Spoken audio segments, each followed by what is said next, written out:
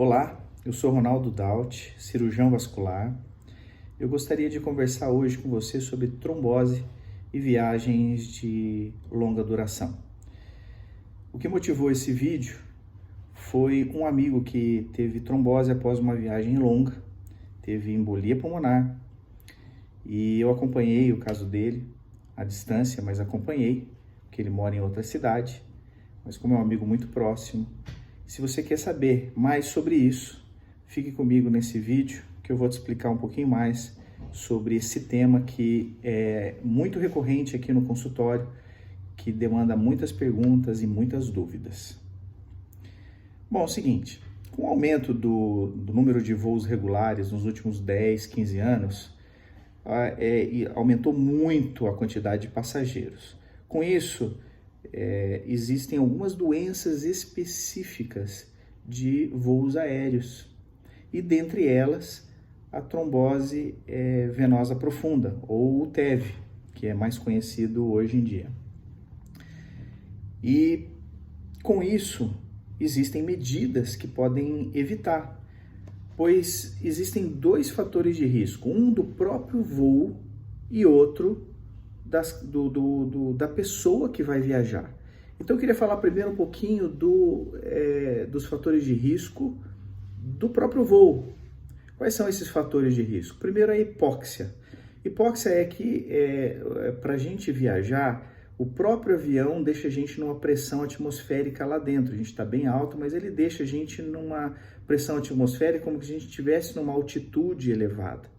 Isso para economizar combustível, senão ficaria muito pesado o avião. E por causa disso, esse aumento dessa pressão atmosférica gera um pouco de falta de oxigênio no local, então dando essa hipóxia. Outra questão é que por causa dos ar-condicionado e dessa pressão atmosférica elevada, o ar fica seco, o que predispõe a uma desidratação, né? Outro fator do próprio voo é a posição sentada. A gente fica muito tempo sentado. Hoje os assentos estão mais reduzidos e parece que vão reduzir cada vez mais, né? E também a própria questão do voo prolongado. Voos a partir de 3 horas a gente já tem um risco aumentado de desenvolver a trombose. E como curiosidade, só para você saber como é importante, aumenta em 26% o risco de ter um evento tromboembólico a cada 2 horas depois de 3 horas. Pra você ver como é importante essa questão, né? Existem também os fatores de risco associados ao próprio paciente, ao próprio pessoa que está viajando, né? Então, por exemplo, vamos lá, a própria idade. É sabido que enquanto mais idade a gente tem, mais risco a gente vai ter. Outro fator de risco, o uso de hormônio, que pode ser reposição hormonal, ela está grávida, ou o anticoncepcional. Isso aumenta o risco também. Se a pessoa está acima do peso, a gente considera só o sobrepeso já é um aumento. E se é obeso com IMC acima de 30, então mais ainda, né? Cirurgias recentes, isso é muito importante. Operar e viajar, tem que ter orientação, né? Se a pessoa tem um câncer, né? E também outras condições, como por exemplo, trombofilia, algo que é conhecido por alguns e outros não, né? Ou seja, você vê que existem fatores do próprio voo e fatores que são de cada um. E por isso existem algumas condições que são importantes para você voar e ter maior segurança. E eu quero colocar esses fatores aqui. Bom, a primeira questão o próprio avião já dá, nesses voos longos, não sei se vocês já perceberam, quando o avião vai ligar, o ar-condicionado liga e tem uma umidade, um vapor que sai lá do ar-condicionado. Isso é para manter o ambiente mais úmido, né? Então aquela questão do ambiente muito seco é pelo menos amenizado.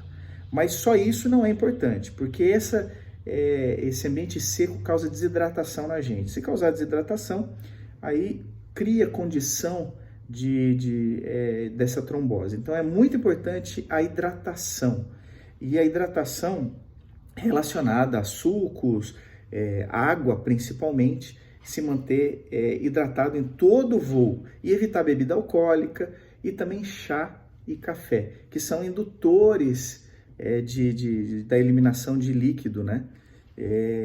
Isso é muito importante, né? Porque se você ficar bebendo bebida alcoólica, não se hidratar, você tem um aumento significativo do risco, tá? E também tem a questão da mobilização. Então a gente está lá no voo e você fica paradinho, quietinho, naquele assento que é apertado, isso também predispõe. Então é melhor que você a cada hora ou a cada 2 horas levante e mobilize as pernas e os pés, faça um alongamento para poder melhorar além da condição que a gente fica mais bem disposto, né? Mas também a diminuir o risco da trombose, tá certo? Outra questão que pode ser colocada, além da hidratação que a gente falou aqui, que é muito importante, e da mobilização, a utilização de alguns casos até de meia elástica. Isso pode ser prescrito pelo seu médico vascular, tá? Medicamentos, tá? Eles são mais restritos e com indicações precisas. E se você tem dúvida se você deve tomar o medicamento, você deve então agendar uma consulta com o cirurgião vascular para poder tirar essas suas dúvidas. Quando você tem fatores de risco associados, então você tem que eu falei, né? Os fatores de riscos de usa um hormônio, um anticoncepcional, você está grávida, você está acima do peso, cirurgia recente, se você tem câncer ou algum outro fator que você tem dúvida, isso soma-se ao risco da trombose, do risco do avião, que esse não tem jeito da gente tirar, né? Então, se você tiver isso, sugere-se pelos últimos trabalhos, sugere-se que você deva sentar no corredor, né? Foi feito um estudo dizendo que quem viaja no corredor tem um índice menor de trombose do que o que senta na janela, né? Provavelmente por causa da maior dificuldade de mobilização que existe na janela, tá? Espero que você tenha gostado do vídeo. Se você tiver dúvidas, coloque aqui embaixo. Eu gostaria muito dos seus comentários e para poder prevenir, porque é uma doença que vem aumentando bastante e pode ser prevenida com alguns cuidados, como eu te disse aqui, tá bom? Muito obrigado e um abraço.